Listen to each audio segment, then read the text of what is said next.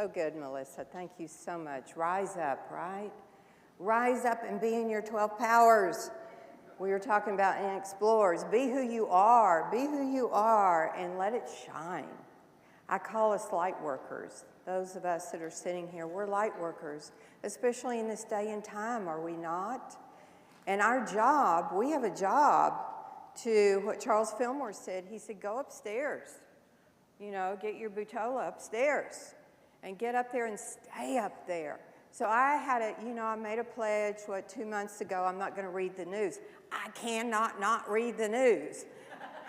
I mean, my ego is an addict. It's an addict. It's saying, read the news. We're just going to look at a little bit. That's all we're going to look at, honey. That's it. I go, no, I know you, ego. I know you. You want to dive in. You want to pull it apart. You want to dive in. You want to keep digging. You want to, It's terrible, isn't it? It's terrible. So I let myself in for just a hit, right? For just a hit. And of course, I went deep, and I'm into whoever, and Dolly Parton, really? Is she pregnant? Really? You know?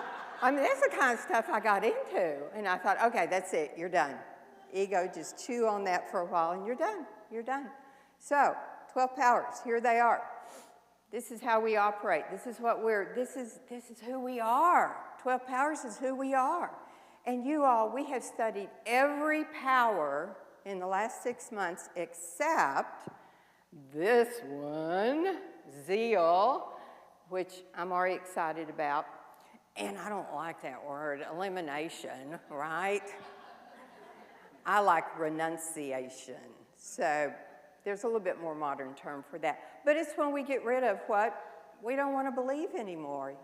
You know, it's probably our parents' stuff that they programmed us with from 0 to 7. 0 to 7. So I have a granddaughter who's 8. And I'm really nervous because it's not what I wanted. And she'll be a CEO someday. She will. She goes, Gigi, she goes, your legs are like really flabby. And I go, well, honey, I'm 75. And she goes, I don't even know what that means. She goes, all I know is that your legs are flabby and you need to do something. So there she is. I mean, she's just there. And her older sister, who's 10, is sitting there going, I said, can't you rub off on her? And she goes, no. She goes, Gigi, she's who she is. And my 10-year-old is pure love. I mean, she's just all heart. I mean, how these girls, they're all sisters. How do they turn out so different? And the little one is saying, yeah, they are, Gigi. They're real flabby.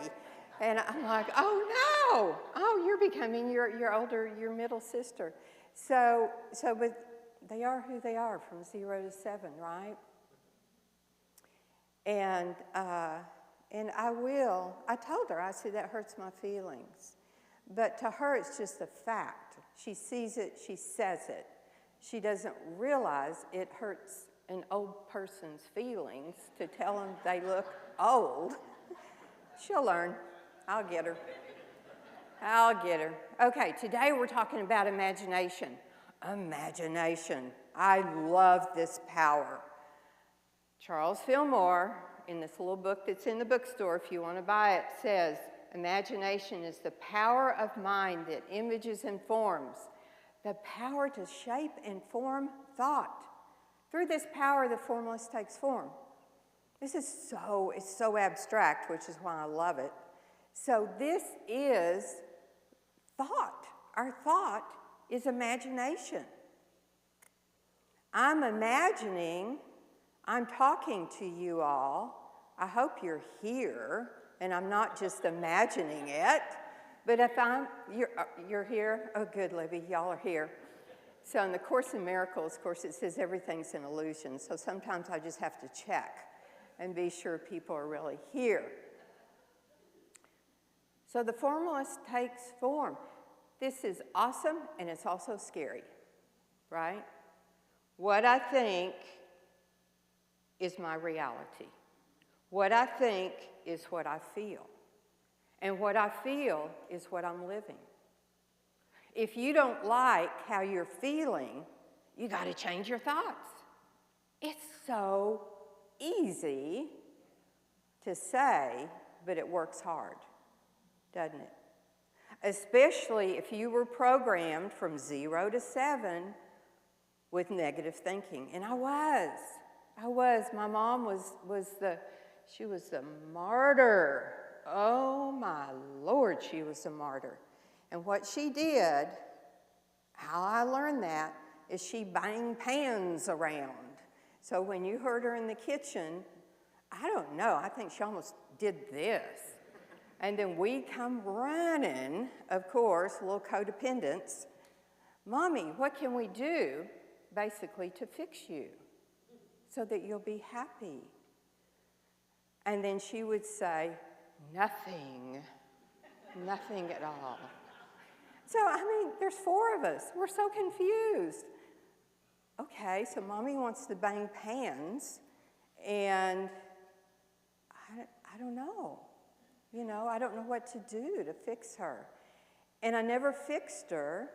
I took her to Al-Anon, and she said, oh, it makes me so sad to hear these people's sad stories. And I thought, Mom, you have the saddest one. Share it. You know, get into this stuff. Nah. She says, too sad. She said, I don't want to come back here. I said, okay.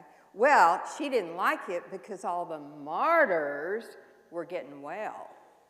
Yeah, we were all there, but we were learning how to not martyr anymore, right? And she finally, and I've told this to y'all, she ended up with Alzheimer's at the end of her life. She had Alzheimer's that started at, my age. Tell me if I'm forgetting stuff, okay? I think I passed the point where I was going to catch it or develop it or whatever. And then she became really happy. With Alzheimer's, she forgot the 0 to 7. She forgot the abuse that she grew up with 2 alcoholics. She forgot it. And she became who she was meant to be. My mom became who she was meant to be. She's in a nursing home by then. They have a singer or a band every day. And who's out in the middle of the floor dancing? My mom. And I'm just like, whoa, that's who you were meant to be. And she was so happy the last 10 years of her life. It was so lovely, you all. And I say it's the best 10 years I had with my mom. It was the best 10 years. And she gave me a role model. She finally gave me a positive role model. How about that? That just came to me. Thank you, God. So, Reverend Catherine Ponder. Now, she wasn't born in 56. She became a Unity minister in 1956. She still has a church, you all. She's 98 years old. She wrote one of the most famous books in our movement called Dynamic Laws of Prosperity. She says, here's what she says about imagination. Imagination, however, does have some problems. First, our imagination can run wild. We can imagine negative outcomes, can we not? As well as positive outcomes, unless we draw on the power of faith. And if you all notice, so I'm starting to tie some of these powers together. And because they all work together. All 12 of them work together all at once, but we'd be here all day if I tied all 12 together. But I decided to tie imagination with faith. Why do we need faith? It comes into play. Without a well-developed power of faith, imagination will give life, will give thought to whatever it is fed. Yeah. I want to worry, y'all. I didn't raise my kids right, you know. I got a divorce when I was 38, had a 2-year-old and a 5-year-old. I didn't agree to it. I was forced into joint custody. And my ex-husband had the kids Thursday through Sunday of every week for 9 years until they said they didn't want to live with him half the week anymore. And that was a mistake. That was a mistake. It was a mistake until I read something the other day. And it said, I had a great aunt that was, she was so wise. And she said, if you don't remember anything, remember these words: don't look back. Don't look back. So you know that artist, Madeline Engelbrecht, I don't know if I'm saying her name right, but she had these coasters for sale about that time, and that was about 40 years ago. I was young, and I bought these coasters, and on those coasters it says, don't look back. And I still have those coasters in my kitchen, and I keep one on my table by my TV table. Don't look back. It's done. The past is already done, right? And then we go to, it was all in divine order.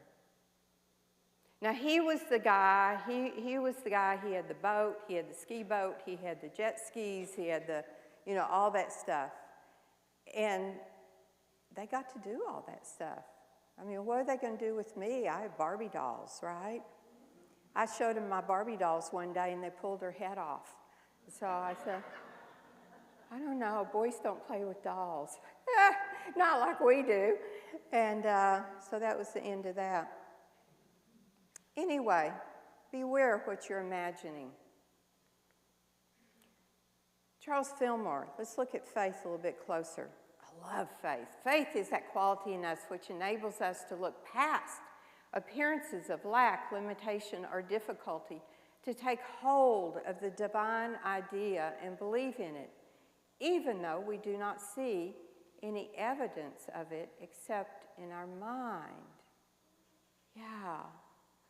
So faith, we look past lack and limitation and difficulties. If we have faith, then we believe in divine order, do we not? If we have faith, we believe there's a God. If we have faith, we believe that babies came from this amazing energy. I got goosebumps. Thank you, Sage. Right on cue, Sage. That was perfect. You look at a newborn baby and you say, oh my God. For real, right? Right? I have a 1-year-old, King George. King George is pulling up now. He's standing up, and he looks at me like, Gigi, look at me. I mean, it's so glorious. It's just glorious, is it not? And we are glorious. We had a wonderful speaker this morning. Natasha, hold up your hand. Natasha Sumner in Explorers. Yeah, it's very good. And Natasha talked about the truth that who we are, the light that we are. And that's her book. She has a book about the light that we are. So how does imagination, now let's connect all this to will. Remember the old power will. Willpower. I'm going to just push through this. My son called me the other day. He said, we have COVID. I said, you have COVID? They have a 1-year-old and a 3-year-old. I said, both of you? And he goes, oh yeah, both of us. I said, well, what are you going to do? He goes, I'm going to push through it, Mom. I mean, what do you think I'm going to do? Bring you 2 kids that are probably infected? Can't take them to school, so they're all holed up for a week. And he did. I went over there yesterday, and he's negative finally. And he said, we just pushed through it. Well, of course, they're 40 years old, too, right? So, how does imagination connect to will? Will and imagination will both get for us what we wish. The difference is that imagination is stronger than willpower. Now, that's difficult because that means our thoughts run wild. And we know our thoughts run wild, do we not? I have a client in therapy. It's so interesting. I love talking to young people. They're so enlightening. She said, I've got to quit doing things that cause me where I get a hit of dopamine. She said, I've got to quit doing so many of those things that stimulate my dopamine. And I said, like what? Y'all, she said, scrolling. Scrolling. I said, oh my God, God's speaking to me through you. It does.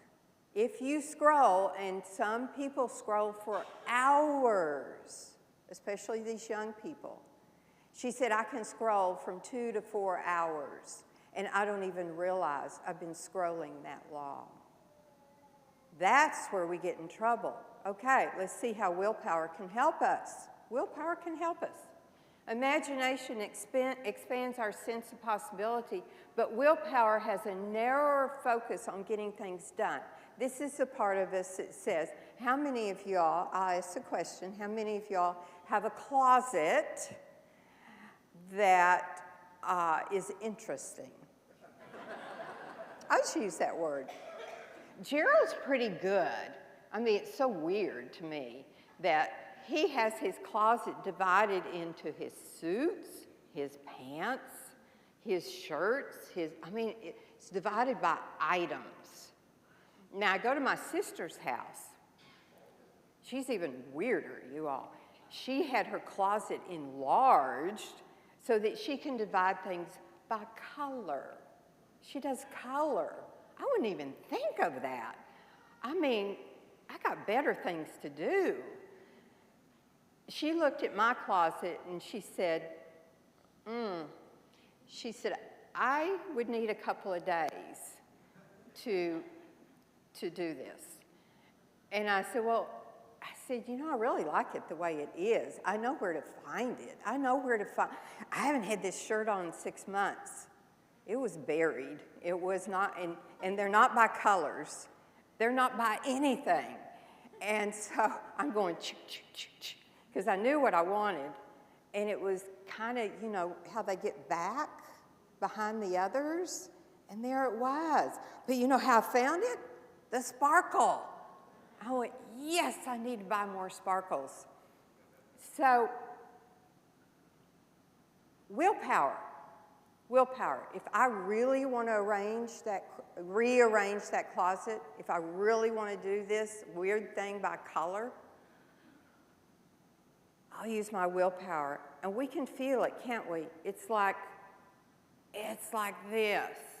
It's like this. I don't want to do the laundry. So I left it in the dryer for 2 days. It was dry, but I didn't fold it. But my willpower said, you got to do it. You got to do it. You got to do it. You're out of towels. Gerald's using washcloths to dry off with. You got to do it. Not really. It wasn't that bad. And then I feel it. You feel that willpower, don't you? You got to do it. And then you do it. You do it. So that's willpower. Let's look how Jesus used all this. Here's our way shower. Here's our mentor. While Jesus was in one of the towns, a man came along who was covered with leprosy. When he saw Jesus, he fell with his face to the ground and begged him, Lord, if you're willing, you can make me clean. And Jesus reached out his hand and touched the man and said, I am willing. Be clean. So what powers did Jesus use to make that happen? What powers? He used faith. He used strength. He used imagination, like 100%. Jesus knew he could heal this man. Right now, I'm working, y'all, this is so cool. This just came to me. I love being up here because stuff comes to me. So I've been working on my knees. About 2 months ago, I started working on my knees. Justine started working on something physical. We're both working like sending energy to my knees. They're bone on bone, too much dancing, right? And sending energy there, and touching my knees, just sending that energy in there. Can I grow cartilage? I don't know. Sending the energy, I don't know. If Myrtle can heal herself of tuberculosis, where people were dying. Nobody healed them. Heal themselves. That wasn't even heard of. And then Charles said, he kind of poo-pooed it. He said, really? He said, good luck, honey. But when she did it, he had been in an accident. I think it was ice skating accident when he was a child, and one leg was shorter than the other leg. So he said, well, if you can heal yourself, I can grow my leg. And he did, you all. That bone grew. I don't think, it didn't grow all the way to where his legs were equal, but I think it grew like 1.5 inches or something. That's pretty good, isn't it? That's pretty good. So we can do that sort of stuff. Could Jesus grow a leg? Could he grow his leg longer? Of course. Of course he could. That's what he did with his imagination and faith. So here's what has happened since I've been holding this intention of my knees getting well. I'm getting my hair cut the other day. I love hairdressers. Aren't they wonderful? Hairdressers are really therapists. They're therapists disguised as hairdressers. That's what they are. They listen and listen, and they nod at all the right times and listen some more. So I'm complaining about my knees, and he said, this gal came in the other day to get her hair cut, and she could barely walk. She was like this across the room. I said, what's wrong with her? And he said, oh, she's bone on bone in her knees. And then she came back a month later to get her hair cut, and she walked in. He said, what'd you do? She got stem cells injected into her knees. Stem cells. So I've had a doctor who's been treating me for 15 years. He gives me hyaluronic acid injections in my knees, which, cushions that, it kind of a gel stuff that goes in between the bones and cushions. So it's a cartilage replacement is what it is. And I must have had some cartilage, and now it's all gone because I'm starting to feel pain. I'm starting to look for some answers, right? And one answer is I'm going to heal this. So Melissa said that my doctor, not a big believer in stem cells, not a big believer. So it's kind of like, okay. Melissa went to another doctor, got the stem cells, and she is healed. Y'all, she is healed. So I have an appointment tomorrow. You have no idea what this means to me. I can dance again. Maybe I can run. I don't know. I used to be a runner. I can sleep without pain. I can pivot, which you do in dancing a lot. I can play with my grandchildren. I can get on the floor and get up. If I get on the floor with them, I'm stuck till Gerald gets home. I'm like, get out of the pantry. Quit doing that. I can't get up. So a miracle. When we ask for something, we don't know what it's going to be, and we don't know what form it's going to come in. So I asked for my knees to be healed, and Melissa shows up. I don't even know Melissa. And I just happened to go with my hairdresser. I wasn't going to do it. Well, I was kind of leaning towards replacements. I was getting real close. But ask and you shall receive, right? Just ask. Whatever you want. We talked in Explorers this morning about if you're not doing anything and you don't feel like you have purpose in this world because you're retired, ask. But get ready, because it'll come in. It will come in. So here's Reverend Catherine Ponder now. She says, these are affirmations. She has written hundreds of affirmations. I just picked 4. You may want to take a picture of them.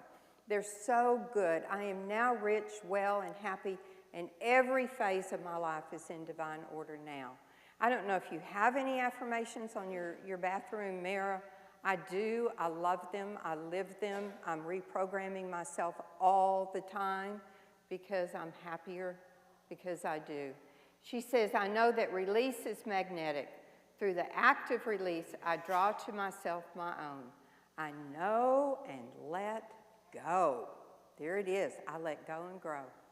I let go. I let go in God, right? I let go in God and I grow. Charles Fillmore said our purpose here is to grow, evolve our souls. That's what we're doing here. We're evolving our souls. Are you evolving your soul? Are you who you were 20 years ago? Are you who you were 2 years ago? Are you who you were a year ago? Have you evolved? Have you changed? Have you spiritually grown? That's the question. Do you feel more open? Do you feel more the truth of who you are? Do you feel the light of who you are? That's the question. No, I don't feel anything. Then you haven't grown. But we have to open up to grow. We have to ask for it. We can go through our whole lives and not grow. We can go through our whole lives and not grow. My mom almost did it. My dad did it for sure. I've talked about him. He was a narcissist. He went all the way through and never grew. Yeah. That's a tough incarnation. She says, I am the rich child of a loving father. I dare to prosper now. I like that. I dare to prosper now. Has an attitude to it, doesn't it? And if she's 98 and she still has a church, I'd love to hear her say that. I dare to prosper now. So, there you go. 3 powers tied together, right? 3 powers tied together. And we use all of them all of the time. And I think the more that we're aware, not specifically of those powers, but the wonderment of what we are. Somebody will tell me, I love science fiction. And I'll say to myself, or I'll say it to them if I know them well enough, you are science fiction. We are science fiction. This experience is science fiction. Life is science fiction. If you can wrap your mind around that, the awness, A-W-E-N-E-S-S, the awness of this experience, then you're getting it. You're getting it and you're evolving. You are evolving. If you can look at a tree and go, whoa. If you can look at your fingerprints and go, whoa. Yeah. That's awness. Let's take that into meditation. Uncross your legs, uncross your arms, open up. Open up to this time of going within. Think of someone or something you're grateful for. And know that in this space of gratitude, that you are in your spirit. You are in your spirit self. You're in the truth of who you really are. You have dropped your persona. You have dropped your ego. You have dropped your gender. You have dropped your culture. You're in your spirit that is pure energy, God energy, love energy. You're in your spirit. And feel that now. Feel the gratitude. Continue to feel the gratitude, knowing that that is the place of who you really are.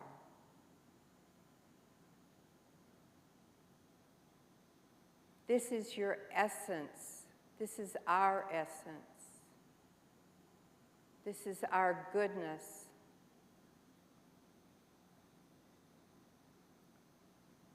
This is all possibilities. This is imagination.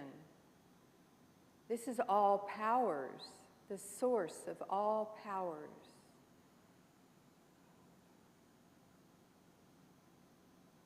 And we open ourselves to feel this awness of all powers, the awness of who we are as spiritual beings.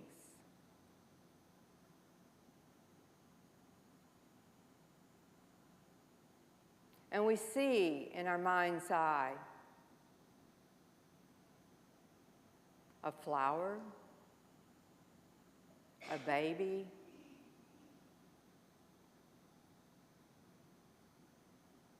a tree,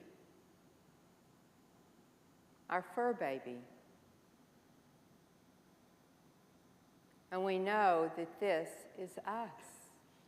We are one. We are one with all creation. And we feel, and we are thankful. We're thankful for this oneness, knowing. We are thankful for this knowingness of our oneness with all creation. And we open ourselves up to knowing more, to learning more, to learn how to be more. We open ourselves up to be more aware of this thing called life